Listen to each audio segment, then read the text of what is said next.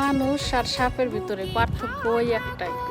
আপনি যতবার মানুষকে বিশ্বাস করবেন, দেখবেন ঠিক ততবার আপনারে ঠকাবে। আপনার সরলতার সুযোগ নিয়ে ততবার আপনারে ঠকাবে। আর সাপকে আপনি যতই দুধ কলা খাওয়ান না কেন, দিন শেষে ও দেখবেন যে ছবলটা আপনারই মারছে।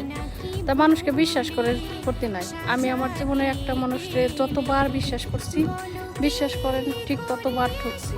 কোনো না কোনোভাবে হয়তো করে পার পাইয়া যেতে পারে না, কিন্তু আমি যতবার তাকে বিশ্বাস করছি, সে আমার বিশ্বাসের দুর্বল জায়গা নিয়ে আমার ততবার আঘাত করছে।